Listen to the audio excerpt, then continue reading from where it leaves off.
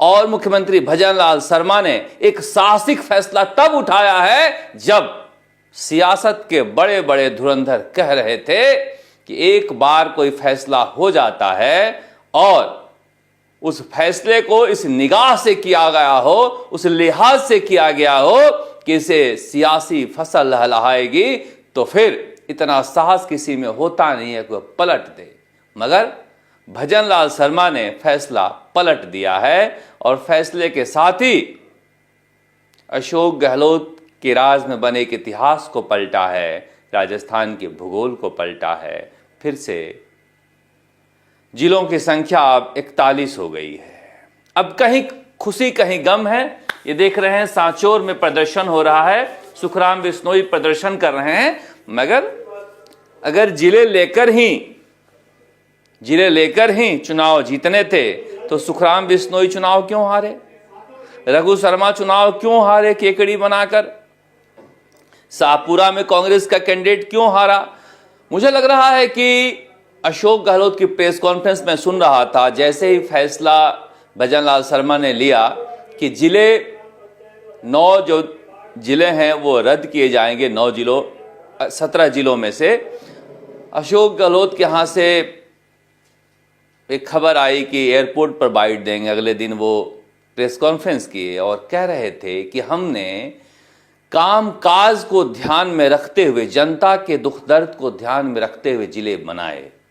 मैं सोच रहा था कि आपने अगस्त में जिले बनाए, अक्टूबर में आचार संहिता लगना था।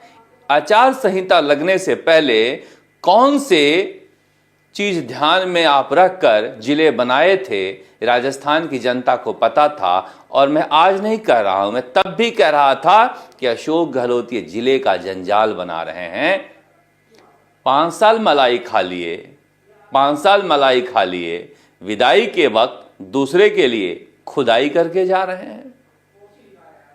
एक जिला बनाने में कितना खर्च होता है, हम ये नहीं कहते नए जिले मत बनाओ, मगर क्रमिक विकास होता है। आप 3-4 जिले एक बार बना लीजिए, फिर अगले कार्यकाल में 3-4 जिले बना लीजिए। कम से कम एक विकास का वक्त तो दीजिए इलाकों में। एक साथ 17 जिले, 3 और बना गए, जल्दी मांग के बिना 20 जिले बना गए। और कहा क्या, सुखराम जी तो जिला मांग ही नहीं रहे थे, मैंने दे दिया। अब समझिए क्यों दे दिया। और मीटिंगों में कहा करते थे कि मैंने जिला दे दिया, अब जीत कर आओ। पब्लिक को कलेक्टर और एसपी से बहुत ज्यादा काम नहीं होता है। ये विधायक मंत्री अपने कलेक्टर और एसपी लगाते हैं तो बहुत ज्यादा जगह तो जनता की खूनी चूसते हैं। ये शासन की अच्छी व्यवस्था हो और यही कलेक्टर और एसपी अपने दफ्तर में बैठने के बजाय गांव चौक चौराहों पर जाएं तो बेहतर है। हालांकि डीग और खैरथल तिजारा क्यों बच गया, भजनलाल भी तो कुछ सियासत करेंगे ही।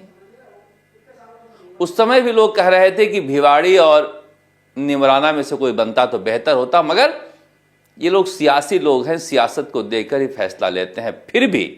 फिर भी ये फैसला साहसिक था और राजस्थान के हित में है कि जहां लोग इस तरह से कर्ज में डूबे हुए हैं, विकास के लिए पैसा नहीं है, प्रशासनिक साधनों पर हजारों करोड़ रुपया खर्चा किया जाए, अशोक गहलोत अपने कार्यकाल में बिल्कुल नहीं करना चाह रहे थे। इसलिए आगे आने वाली सरकार पर ढाल गए ये। अब आगे आने वाली सरकार लोक लाज के डर से, वोट लाज की डर से अगर चुपचाप बैठे रहते और जनता की गाढ़ी कमाई कलेक्टर, एसपी, एसडीएम इनके दफ्तर बनाने में बेकार होता तो ये अच्छी बात नहीं थी। इससे बढ़िया हर जिले में मेडिकल कॉलेज बना दो, जिला अस्पताल साथ में बना दो। पब्लिक की सुविधा के बजाय अफसरशाही ज्यादा पैदा करना, मिनिमम गवर्नेंस होना चाहिए। गवर्नेंस की सबसे अच्छी चीज है मिनिमम गवर्नेंस होना चाहिए और मैक्सिमम फैसिलिटी होनी चाहिए। उस लिहाज से ये जो 8 जिले बचे हैं उनमें भी 2 जिले अगर रद्द कर दिए जाते तो ज्यादा अच्छा होता। 5-5, 6-6 जिलों को क्रमिक ढंग से बढ़ाना चाहिए। इन 5 जिलों को, 6 जिलों को पूरे संसाधन लगाकर और अच्छी तरह से ठीक से बना लें, फिर आगे बढ़ें। मैं क्यों कहता हूं कि अशोक गहलोत ने पिछले 5 सालों में एक राजस्थान की पूरी पीढ़ी को बर्बाद कर दिया है। मैं ऐसे ऐसे कॉलेज में गया हूं जहां पर साइंस सब्जेक्ट की पढ़ाई है और प्रैक्टिकल की कोई व्यवस्था नहीं है, प्रायोगिक कक्षा है ही नहीं, टीचर ही नहीं है। एक ही टीचर है जो मैथ, फिजिक्स, केमिस्ट्री कॉलेज में पढ़ा जाता है। आप समझिए कि वो तो पढ़ने शहर भी नहीं आए और गांव में रहकर भी नहीं पढ़े, यानी न खेत के रहे न शहर के रहे, न हल बैल के रहे न कलम के रहे। इसे कहते हैं पीढ़ी को बर्बाद करना। फिर भी पता नहीं कहां से इतना साहस लाते हैं प्रेस कॉन्फ्रेंस करने का, और कांग्रेसी कह रहे हैं कि हम ईंट से ईंट बजा देंगे। मुझे लगता नहीं है कि जनता इस मुद्दे पर इतना साथ होगी जितना वो सोच रहे हैं। और ये चेतना का बचाव कार्य जिस तरह से हो रहा है, दिल को दुखाने वाला है। आज 8वां दिन है और कहा जा रहा है कि चेतना आज निकल जाएगी। पता नहीं किन परिस्थिति में होगी, कैसे होगी, मगर मैंने उस दिन भी कहा था चांद तारे पर जाने की बात कर रहे हैं। दुनिया की तीसरी, 5वीं, चौथी अर्थव्यवस्था बनने की बात कर रहे हैं। 150 फीट पर अटकी हुई चेतना हमसे बाहर नहीं निकल पाई। पता नहीं किन परिस्थिति में वो बच्ची होगी। घर वालों ने, खुद पिता ने कब्र खोदा, प्रशासन वहां पर अंधा होकर बैठा रहा, सरकार भी गूंगी रही जो प्रशासन तक आवाज नहीं लगा पाई। और 8वें दिन पता नहीं चेतना को किस हालात में हम पाएंगे। हमारी तो ईश्वर से अभी भी प्रार्थना है कि कोई चमत्कार हो, मगर चमत्कार इतनी आसानी से होते कहाँ हैं। यह हमारी चेतना को झकझोर देने वाली घटना है, चेतना जगा कर गई है।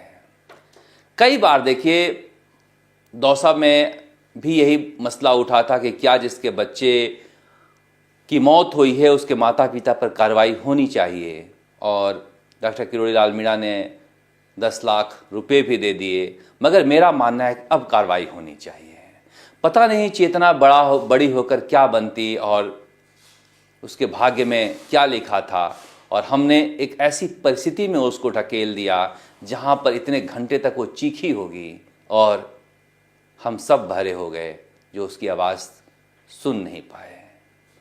एक बच्ची जो एक भविष्य लेकर दुनिया में आई थी, उसके माँ बाप ने उसका कब्र खोद दिया। ऐसे माँ बाप की गिरफ्तारी होना चाहिए हत्या के कोशिशों में। जब तक माता पिता के दुख को देखते रहेंगे हम, ऐसे ही बच्चे मरते रहेंगे, और मारने वाला कोई और नहीं होता, माँ बाप ही हैं इस पूरे मसले पर। कहने लगते हैं अभी अभी तो बस पाइप निकाली थी और गया था जेसीबी लाने, अभी अभी तो पाइप निकाली थी और चाय पीने गया था। अरे घर में 3 साल के 5 साल के बच्चे हैं, ऐसा कहकर कब तक बचोगे? और गांव वालों को, ऐसे लोगों को कब तक बचाना चाहिए?